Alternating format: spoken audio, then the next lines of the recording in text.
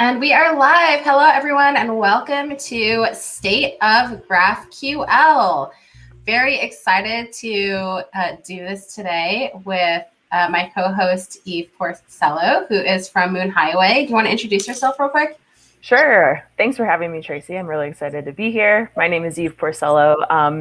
I work for Moon Highway. We teach a lot of GraphQL courses and JavaScript and Node.js and React. And we also create teaching resources for other teachers. So very stoked to hear about everything that is exciting with GraphQL today. Yes. And, you know, if I could somehow, we're just going to have to go with this view because I can't figure it out. I love that view. That looks great. Yes, I'm going to go ahead and invite Brett to the room as well, because we do have a sponsor today. So thank you so much, Fauna, for sponsoring. And Brett, do you want to say a few words about Fauna? Yeah, absolutely. So hi, everyone. I'm Brecht. I'm a developer advocate at Fauna, and I'm going to try to give you a quick live introduction of Fauna in 30 seconds. So if you would ask what is Fauna, the short answer would be it's data API for modern applications. If you would ask what is the long answer, well, it's a distributed scalable relational database, and that also provides GraphQL out of the box. So if you throw a GraphQL schema at Fauna, then you instantly get a GraphQL endpoint to query. The beautiful thing about that is that you get exactly the same guarantees as a database. So it's consistent, it's scalable, and it's automatically multi-region. So in case that interests you, we have a GraphQL tutorial that demonstrates how to get started. For more information, you can check out fauna.com, or you can take a look and follow me on Twitter, where I go by the name of DataBrecht.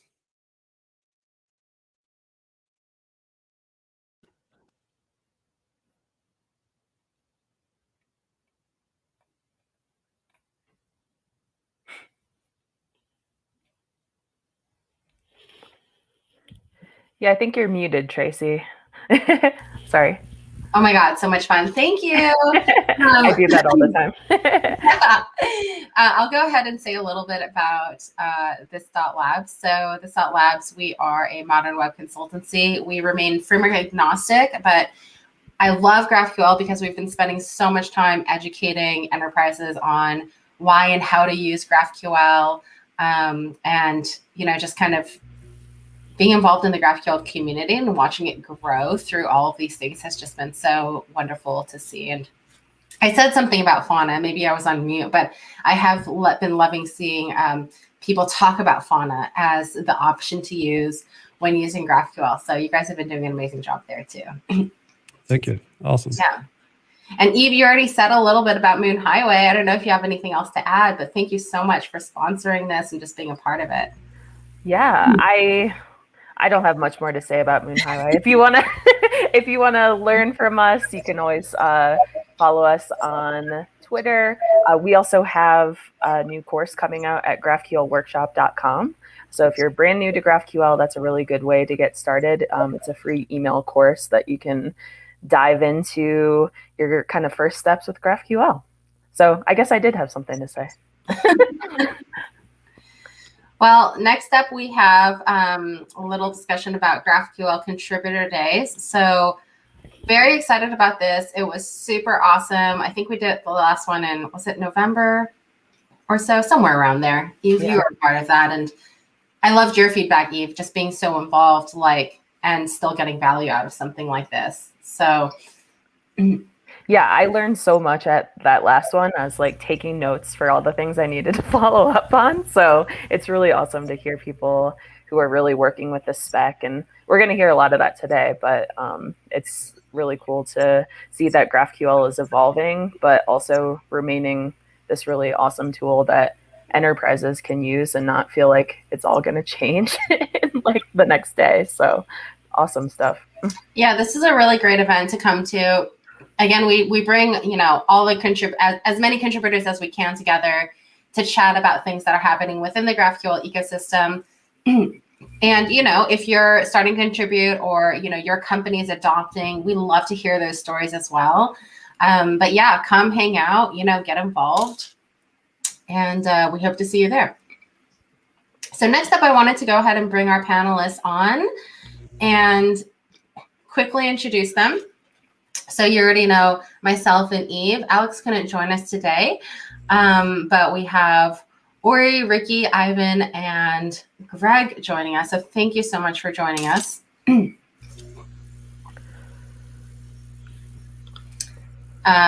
And I think the first thing is probably just quick introductions from all of you all. What are you doing? What's your experience with GraphQL? Yeah, who wants to start? Put you all on the spot at once. I can be a volunteer. So my name is Ivan, and I'm help to maintain GraphQL JS. I'm also on technical steering committee for GraphQL. Yeah, so but at the same time, I never implement GraphQL server, and I don't really use GraphQL. So it's a strange situation. I help to develop a spec, and I maintain reference implementation, but I don't use GraphQL on a daily basis as a user or like a backend developer or frontend developer.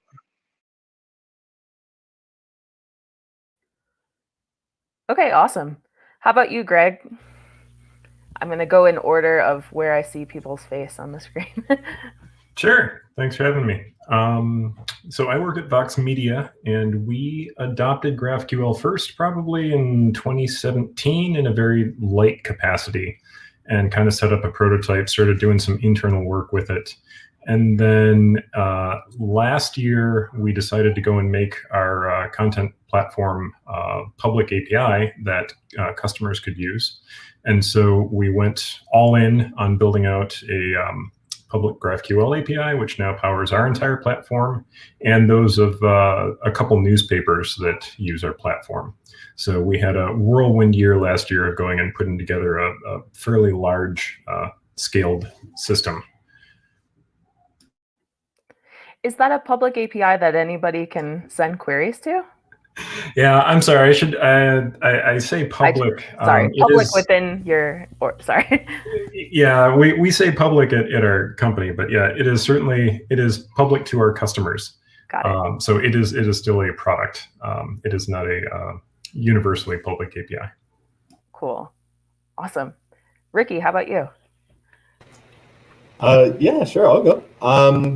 So I've, let's see, so after doing a few major GraphQL schema projects, including for like Hilton and IBM, I became very involved in helping to advance the graphical query editor that many of us are familiar with, as well as helping to, in that capacity, advance the language tooling reference ecosystem to help advance the language specification and help us get new language features and now transport specification features. So it's really exciting to be able to do that. I started with input unions, and I'm here to stay, not just until we get input unions either. So yeah, that's a little about me. What do you think the ETA is on input unions? Do you have a delivery date on those? I'm just joking. I wouldn't be the best to ask about that. I'd ask Benji, and I'd ask him about tag type, which is a kind of permutation, if you will, to still achieve polymorphic input in GraphQL. There's actually a devoted spec working group body working on that. So nice. And it's working in the open, so people can jump in, chime in, provide examples, feedback. It's actually kind of gone for full circle back to the original spec, and there's a whole lot. I wish Benji was here. He could give a really good rundown on it. I think others here could probably give a better rundown than me even. But all I know is once we have PR ready for GraphQL JS, I'm going to be getting that working everywhere else. So awesome. Had to put you on the spot about that because that excites me personally. So, Uri, how about you? Welcome. Thanks for being here. Thanks for having me. Really excited to be here. I'm Uri. I'm a member of a group called the Guild. We build a bunch of open source tools across the GraphQL ecosystem. We're also members of the GraphQL Foundation, and we try to basically fill in the gaps and make sure we have a strong ecosystems of tools for anyone who wants to use GraphQL, whether it is on the backend, on the gateway, or on the front end. Yeah.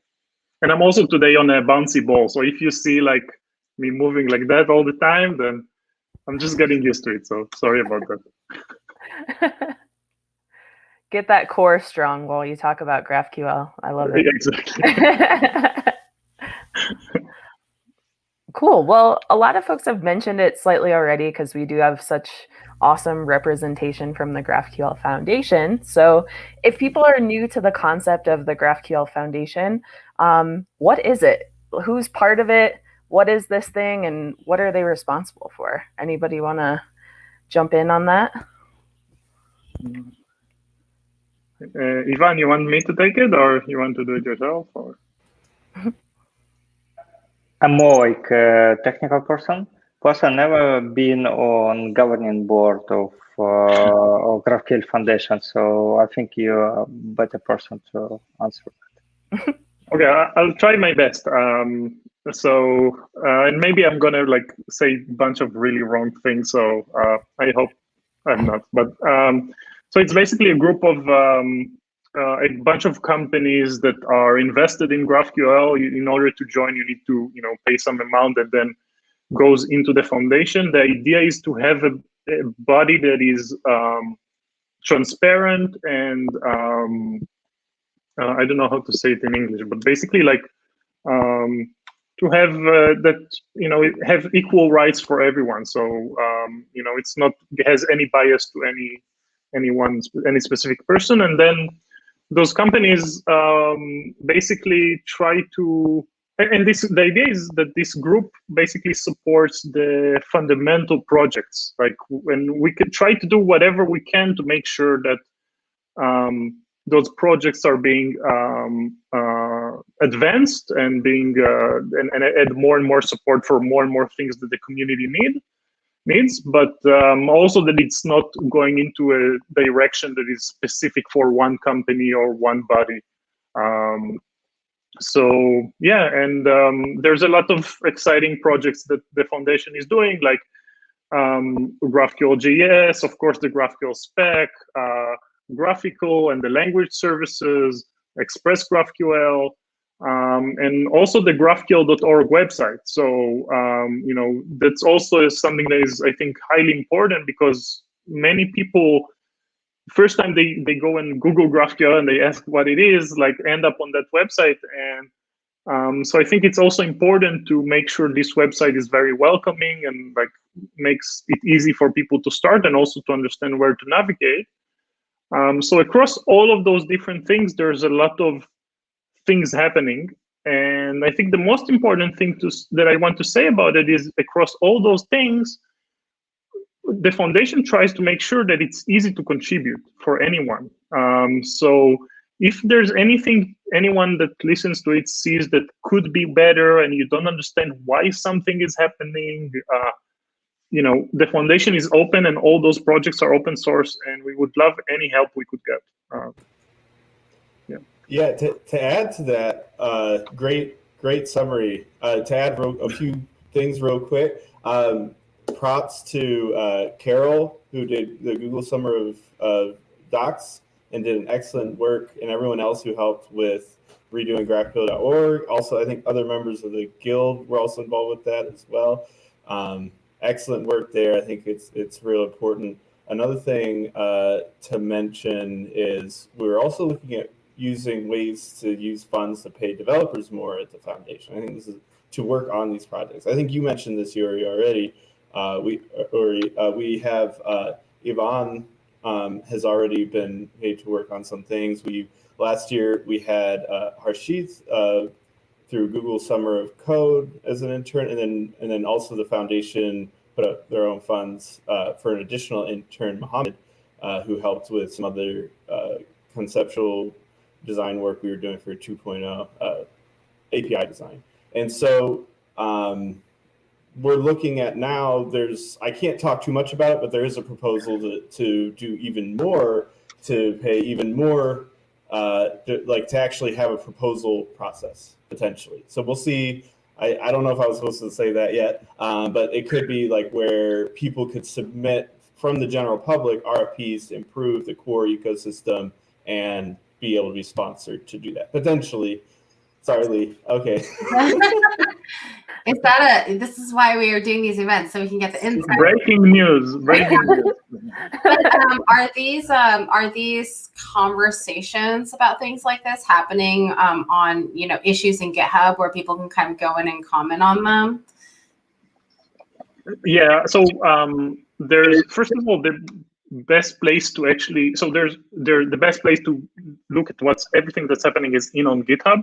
If you go on GitHub on the GraphQL organization itself, most of the discussions are there. We try to put everything written down in public, and also there's all the working groups. So there's the general working group, there's the GraphQL JS working group, there's I'm missing more working groups, but there's I know there's much more, and the HTTP working group, and all those meetings anyone can join, and they're also being recorded and being uploaded to YouTube. So everything is public there. The foundation itself, it's a meeting for just the companies that actually sponsor, like put some some kind of money into the foundation, actually like donated money, and then there's it's more. This is not public, I think, but there's. Yeah, I don't know. This is not public, but also the scope of what those companies can do is very limited. Like the most of the power is in the working group itself. Yeah, it's basically the foundation meeting is just about we are the people that put money in. Where should we put the money? Something like that. But everything else is public, and even what Ricky mentioned, like this process will be and should be completely public. And to be very clear, just to use the lingo, GraphQL is not designed by committee. It's designed by the users, through the working groups, which are open. So the foundation does not do anything with actually designing or making executive decisions about the future of GraphQL. We're more like, oh, should we do an email newsletter? Like, should we, sponsor this person to do this project? Should we do Google Summer of Code? It's not the real, like, what are you saying? The real decisions of how we're advancing GraphQL, what features it will have, what we'll prioritize. That's the community's decision entirely. Yeah, and maybe also one more important thing is that the GraphQL Foundation is under the Linux Foundation. It's not just like a random foundation. It's all hosted under the Linux Foundation. So there's a whole infrastructure of how to do things right, with a lot of lessons that they have from like tons of open source foundations and stuff like that. That's awesome. So we talked a little bit about how people can get involved, but I know the foundation has members, right? You have to be a member, but do you have to be a member to actually contribute? Like if anybody wants to go and be involved in these conversations or be a part of these committees? Yeah, we even have a store that benefits the foundation. Oh, go ahead, sorry. Yeah, there is a fun fact. It's connected to previous topic. There is actually two foundations. There is like GraphQL Foundation that owns the rights for, I think, like trademark and all the open source code, and there is a Spec Foundation, which is legally separate thing, and anybody can join it. So for GraphQL Foundation, you need to be a company, you need to pay money to officially join it and have your logo in the list. But to join Spec Foundation, you just sign a document. I believe it's on DocuSign, and you can send it as individual, and you join GraphQL Spec Foundation. That was what Ricky was talking about, that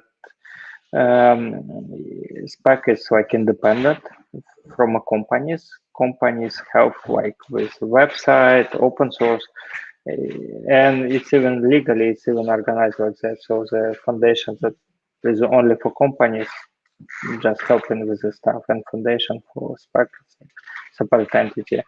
And for Spec Foundation, there is everything is done by working group, and Lee influenced a lot on how thing is structured.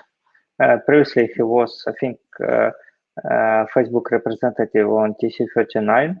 So he liked to, that's why like right now we're trying to balance bureaucracy and effectiveness.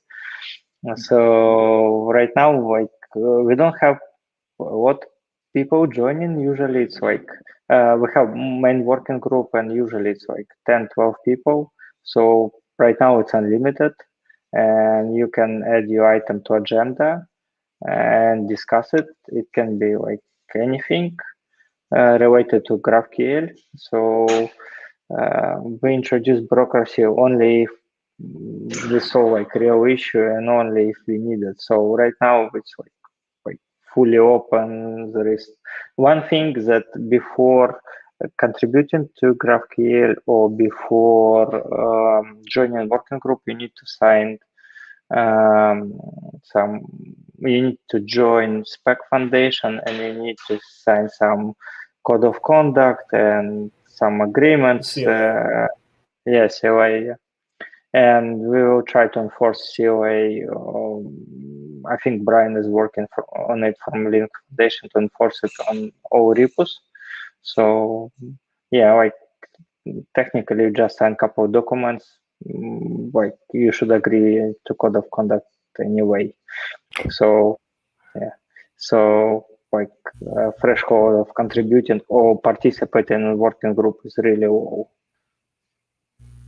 So I don't have to pay to contribute code open source to GraphQL? Okay, awesome. More than that, if you do it, there's a chance you will get paid. So, yeah. Even better. But that is a good business model, maybe just like charge people to that's ridiculous. Anyway, speaking of the spec and things like that, something that we talked about at GraphQL Contributor Days in November was the defer and stream directives. And that's like super exciting because it opens up all sorts of cool possibilities for, instead of requesting a big chunk of data and getting it back, maybe thinking of that as a stream, or loading part of that and then loading part of it later. So I'm super excited about that. Can anybody tell me what's the latest with that? What's going on?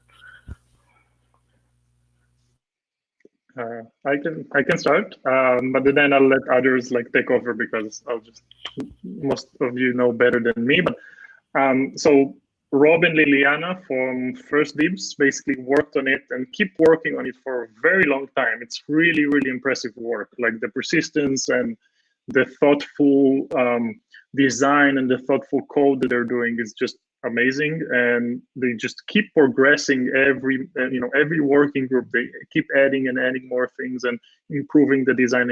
It's amazing. And Ivan helped create basically an experimental version where you can already start using it today and give feedback. So anyone who's interested can already start using it today and give feedback about that.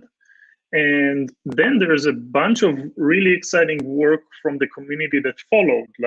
Ricky can probably talk a lot about, I'll leave you, Ricky, to talk about the transports and the work in GraphQL and the fetchers and all those things. So you can talk about that. And also maybe Greg can mention a bit, but in the world of federation and schema stitching, we have basically today even a PR demonstrating defer support over schema stitching, which is also very, very exciting. So I'll let Ricky maybe follow me with real stuff.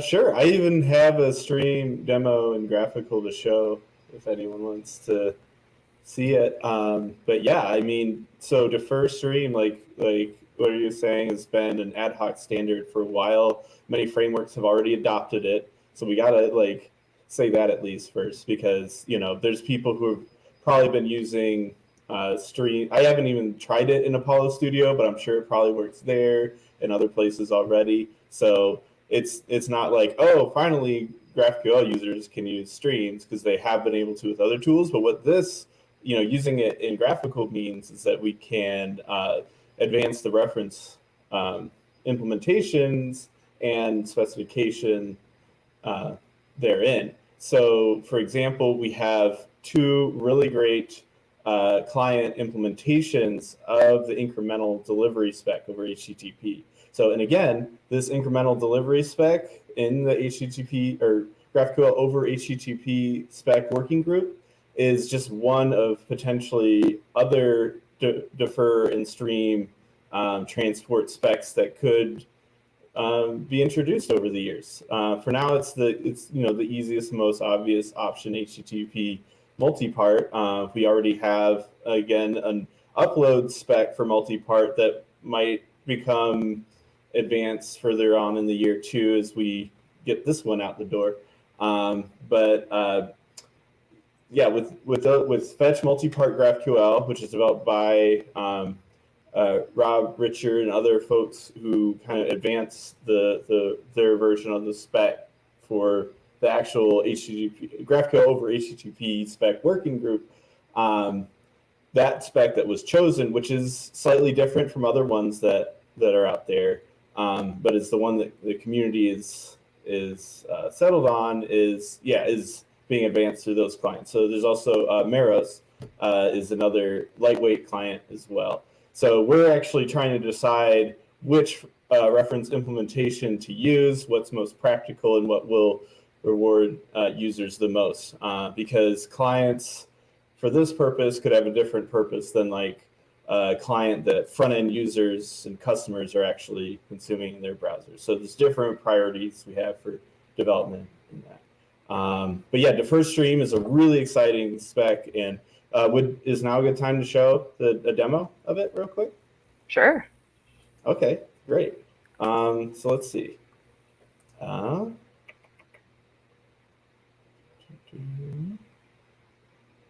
There it is.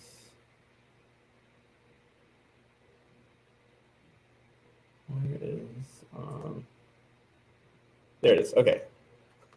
It had a different label. Okay. So if everyone can see here, we just have a normal string. We have regular field, query field, and then we have a streamed field. We're using the stream directive. We're going to return 2 initially. And then I added this argument here for delay so that we can simulate different kinds of configurations or different types of server responses. So as you can see there, it updated the GraphQL list as each stream payload came in, appending them. It will append them as a group eventually. There's some details I don't need to get into there, but the has next remains true until the last payload comes in. So it's a nice way to learn how this new language feature works, and this is implemented with Express GraphQL as well, which is our server reference implementation for HTTP. So yeah, so we got that going. So yeah, that's awesome. And can you try that out? I'm sorry. It looks like Yuri shared some awesome places to use that, so he's answering my question in real time. But is that on a branch that you can try that out if you wanted to do something similar, or is it in Express GraphQL already? So it's in Express GraphQL and in GraphQL JS in the experimental -defer-stream branch. And we decided to just merge to our main branch in GraphQL depending on those branches. We use peer dependencies.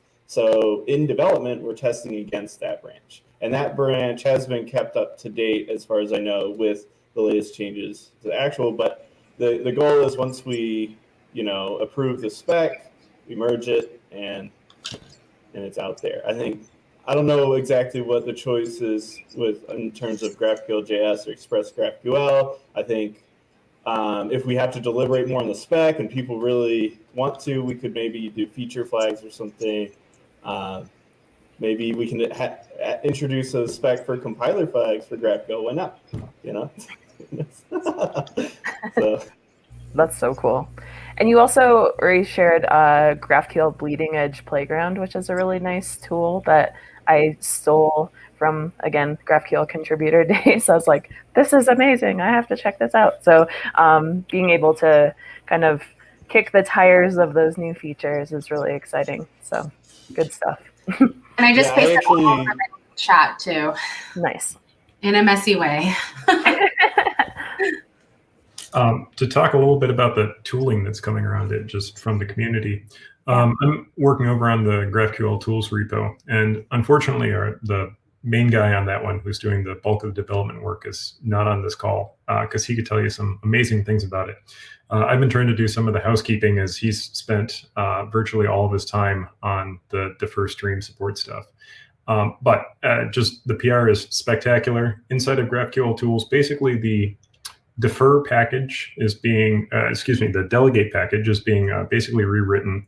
And then another one that's really interesting is, if you're not familiar with the newer package called batch execute that was added, batch execution is really neat in that what it does is it takes, if you're going to go and make 10 queries to the same service, it can go and take all of those, build them into a single query, and then make one query for all of those things. And so that kind of higher level optimization code is still getting funneled all through the defer stream implementation. So it's really exciting that you should still be able to use this really low level feature going through some of the really high level productivity tools that are available.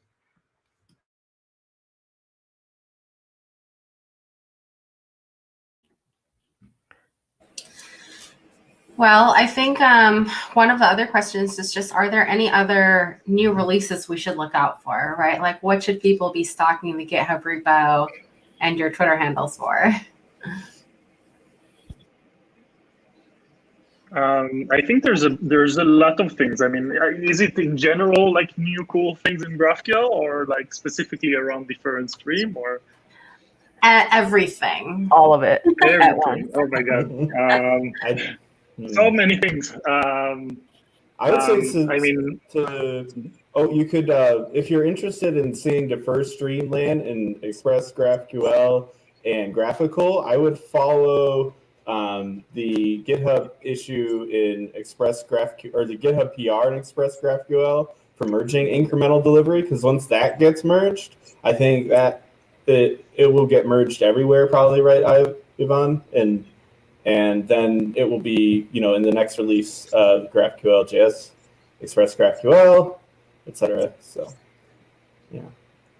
Yeah, to explain situation with experimental, because we hear in the word experimental every couple of minutes. So it's pretty big new feature, stream and defer. So GraphQL Spec was released in pretty good shape. Actually, it's we're all using GraphQL 2.0, because if you watch initial presentation from Facebook in 2015, they showed totally different syntax, and for example, we didn't have input types or arguments, named arguments. So it was totally different technology. And before open sourcing them, Lee and other Facebook engineers, they changed spec a lot. So that's why right now everything looks good and work together perfectly. Since then, we had a huge number of small improvements. I think many dozens of them, maybe even 100. But from big features, from something new and not correctness, or small features, we added only 2 big things. subscriptions, and Uri was involved in reference implementation for that, and SDL syntax, because SDL syntax was used in a spec, an example, but it wasn't officially supported or in GraphQL grammar.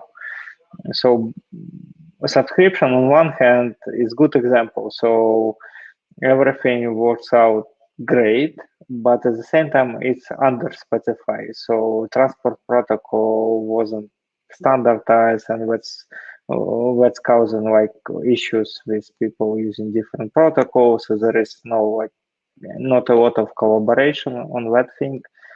That's why it's really cool that Rob prepared not only implementation of StreamND4, but a protocol for it over HTTP. But on SDL side, for example, it was like some iterations for syntax. And that's why we stuck with like legacy SDL syntax under flag, and some part of community still using it. So every tool should support like 2 syntax. And it shows like if we merge something too early, we actually stuck with it. Big difference is that we provide really strong guarantees for backward compatibility. So we guarantee that new spec releases don't break your queries, existing queries.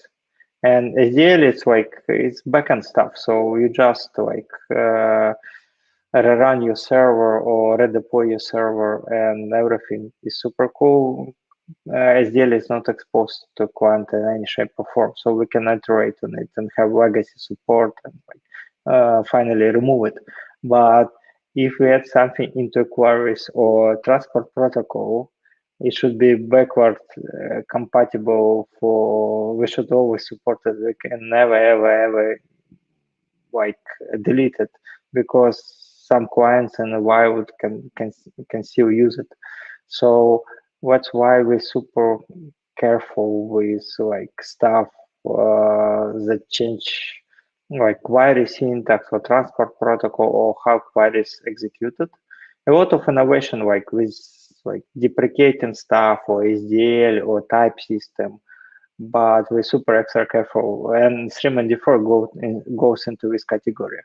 So that's why on working group we discuss how to approach this, and idea is to make it experimental, clearly mark it either with flag or package. It was easier to do with the package, because changes big execution. It's basically change execution engine a lot, and gather feedback. That's why if you want this feature to be much faster, community can help a lot by providing feedback. So even writing stuff there is for GraphQL.js, for Spec repo, and for Express GraphQL, and there is issues or PRs. You can go there and just write. We use it in production for half a year. There is no problem. It works excellent. And even writing that give us confidence that it's something that is ready to be delivered. So right now we in feedback gathering phase. That's why it's super important for community to actually try it. Ideally, try it even in production if you're risky enough, and then give us feedback on it. The easiest way to try it that I know of is you can just clone the graphical monorepo, run yarn, and then yarn build, and then yarn start -graphical, and then you can run the same demo I had. So it doesn't work on Netlify, sadly, because there's issues with how Netlify handles multipart. And so that's another thing. And so as we're working through the transport spec, now I'm reaching out to colleagues at different entities to talk about their support for multipart and what we can do to make sure that the platforms are ready for handling multipart responses, because I cannot imagine it's fun from a networking side. So Thank you. And let us know if you have any questions, y'all, if you're listening. So that's so funny. Well, yeah, I think it's so exciting to see, like, when you're managing a schema. I want to clarify something real quick. I'm sorry, real quick. It technically works on Netlify, but not the way it should. But it still will work. I don't want to throw Netlify under the bus there. I'm sorry to cut you off. We love you, Netlify. No offense to Netlify today from this event. Yeah, I think that's really exciting to see how you all are trying not to break everyone's projects, essentially, because that's kind of the whole ideology with a schema, right? We want to always try to deprecate fields, but ideally add new things instead of taking them away. So I think that's kind of a funny philosophy to see in the area of the spec as well. So speaking of schemas, I wanted to talk a little bit, pick up a thread from something you all were talking about like schema stitching and federation. Basically the idea of modularizing a schema, taking a huge document and breaking it down into different parts is really nice for teams, because if we're all working on a project together, we can focus on our own area of the project. We won't have to all get together every day to, I don't know, whittle away at the perfect schema. So I'm wondering, because Federation is making such a big splash right now, what are your thoughts on it? Is it something you're working on? Do you think only one schema is the future? Or what are your thoughts? I have a lot on this one because we spent a lot of time on it. That was the first thing that we had to really crack on getting. Yeah. We had a huge distributed set of services and we bring them together. And we had a really primitive prototype from 2017 that was using old schema stitching version 4. That was back when it was abandoned. It was out on a stale fork. And we were looking at Federation, and I have wonderful things to say about Federation. It's a really cool system and really neat architecture. I spent a lot of time looking at it. It was too big of a migration for what we were trying to do at the time. And what was really exciting was that in April of last year, the Guild took over GraphQL Tools. And seemingly out of nowhere, all of a sudden, schema stitching kind of came back to life. And it sort of started having Federation-like characteristics. And so since we were already on it, we started becoming major contributors back into tools and getting parity going to actually get it as sort of an alternate track. And the space has really exploded, I feel like, in the past year, since there's now 2 very, very solid projects that are doing very similar things in very different ways, but I think it's interesting because they're both trying to go and catch up to each other right now. They both do things that the other one doesn't. In the perfect world, maybe somebody will go and build something smack dab in the center between the 2 of them. But certainly for our team, it has been just a huge win, since how a good example of this was we decided in the past month, actually, that there was a field of data in one of our applications that we really needed it to be another app. And until now, we had been federating, we'd been stitching from one service over to another to go and just basically move this data into this type. And so when we finally bit the bullet and did that migration, it took the better part of a week and a half to actually move all of that data and just have it transport to the database and then update all the records and everything.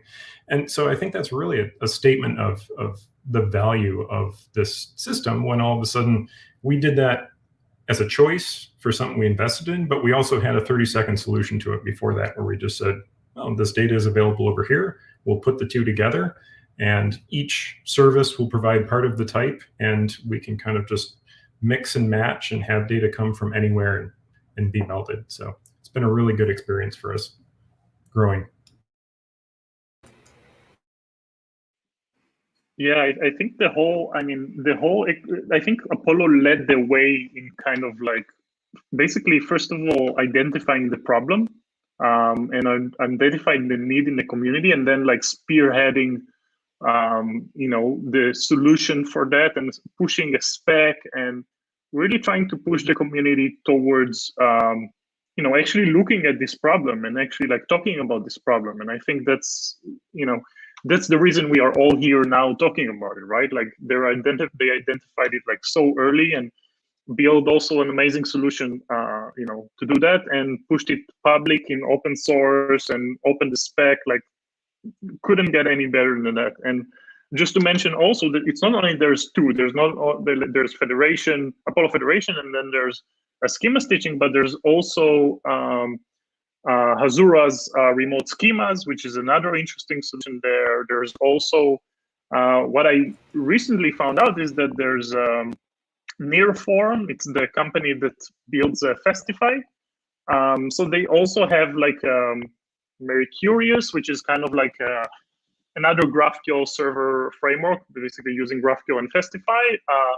And they took the Federation spec as is, basically Apollo's Federation spec, and built their own alternative implementation that fits that spec, which is also very exciting. Like, so I think what's going to happen right now is probably all those different entities, and probably even more, because everything I mentioned now is in the JavaScript ecosystem. We keep forgetting there's a lot of other languages and a lot of other, the whole ecosystems out there. But I hope that now there would be a broader conversation. Like, can we take, pick a couple of cool ideas from here and a couple of cool ideas from here, and maybe even, I don't know, maybe we can even have like a small federated working group or something, where we can start discussing a possibility to, to maybe, create a unified spec or something. So yeah, I'm really excited. There's that this whole ecosystem is like growing, and there's really cool tools all around.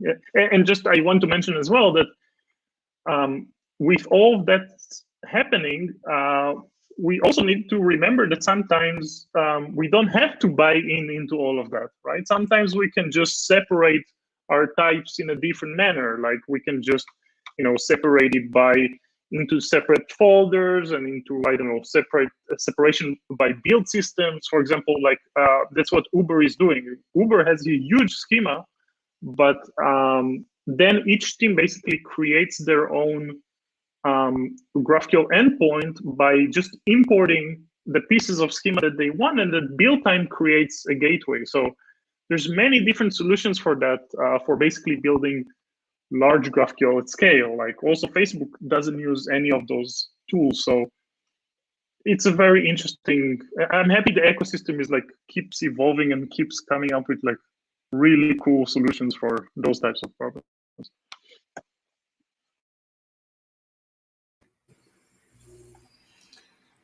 Well, I think the next question is just thinking about different companies, right? I mean, so many different people are on different journeys when it comes to their adoption of GraphQL.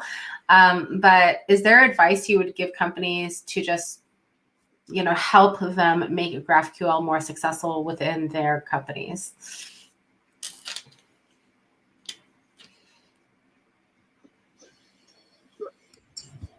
Force feed GraphQL. Yes.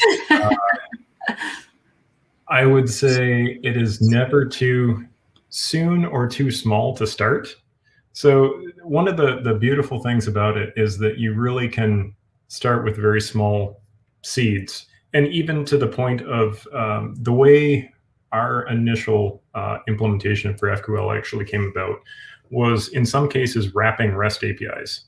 So we would have a REST API, it did the job we needed it to do, and then you would just put a GraphQL wrapper around it, and all of a sudden you've got a different schema transport for this thing.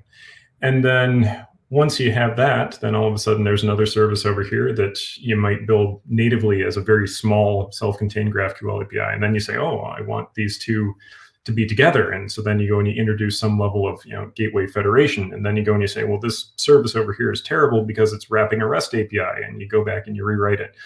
And that series of steps, they're actually all along the way fairly small in incremental steps. And really the biggest challenge was just getting the ball rolling at the beginning of it. And kind of once you've set the precedent and the it's amazing how quickly you can do things. I've done last year, one of the ones we had, one service just didn't really work with the rest of the system the way it should have. And I rewrote the thing as a GraphQL API in the span of about 2 days, and then plugged it in as a native GraphQL API. And it just, there's this huge area of problem that we were kind of trying to constantly dance around. It just went away. Like, it just worked at that point. So yeah, incremental, and just start one by one making things into small services.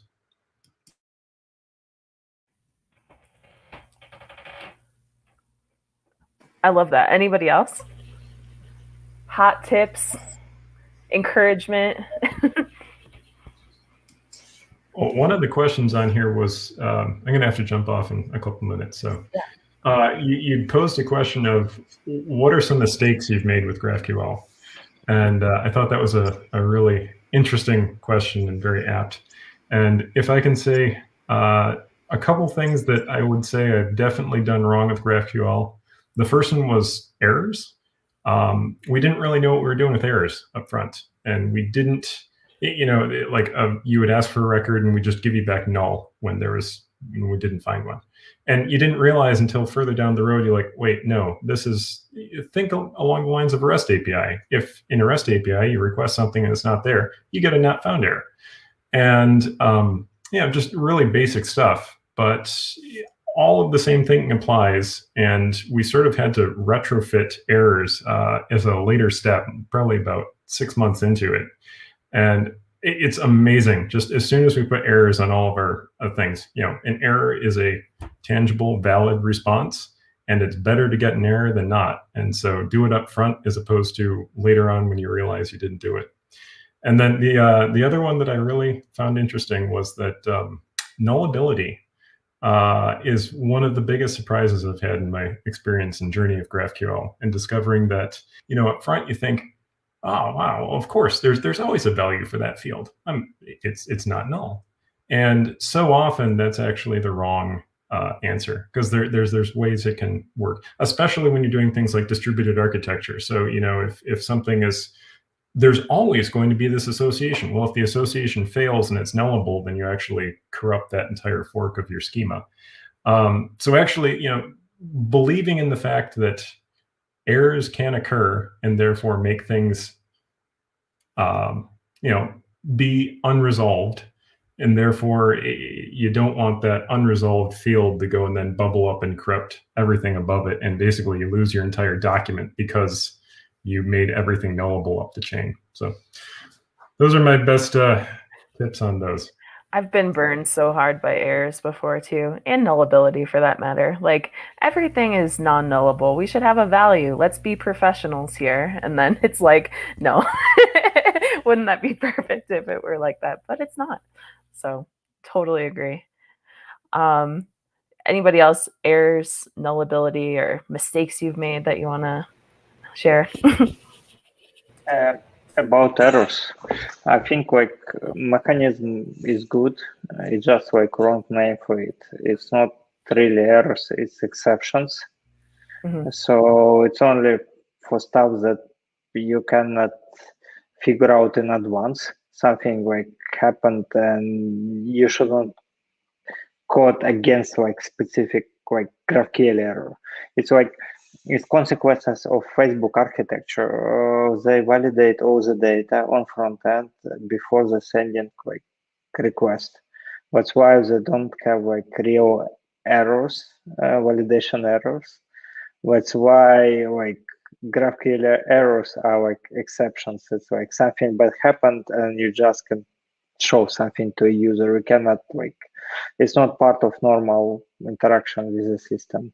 So yeah, that's why. Yeah, but we have like a big void in GraphQL best practices, how to do validation errors, because like people have like cases where they need backend to validate data, and it's normal case, and validating everything on front end it's not like it's beyond GraphQL and beyond the spec. It's like how people do the architecture, and we need to support both. cases. So yeah, like I feel like we're missing best practices, and yeah, and about knowability, I actually once I asked Lee what he thinks the biggest mistake in GraphQL, and he not the biggest, but the biggest thing he want to like change, and he said like knowability, but not to reverse it, but allow clients to control knowability. So you basically say, I'm okay with field being null instead of like, but I want to have partial queries and I okay with field being null. So yeah. I think it's so appropriate that we're wrapping up on errors, because this is something that we could probably talk about for the rest of the day and then start again at 9 a.m. tomorrow. So I love it. That was an awesome conversation. Thank you all so much for being here. And thank you all for your contributions to the spec. I think it's really exciting. If you haven't looked into that, how active this group is and how thoughtful they are about all of the wonderful, I don't know, tech decisions that are affecting so many people. It's a very hard job. So I want to personally thank you all for that. Tracy, I'll leave it to you because you are the wonderful organizer of this event.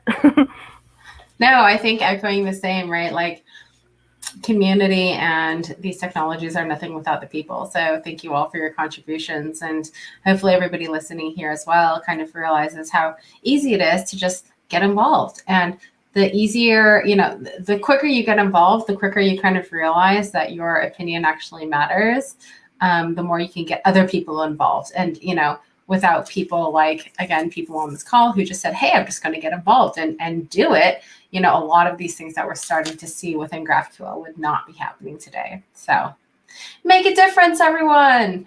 And definitely check out, I posted in comments a lot of different links to GitHub, pull requests for graphical schema stitching support, bleeding edge playground, express GraphQL stuff. So definitely check out those links as well. And let's continue the conversation on Twitter. Thanks everyone for coming. Thank you.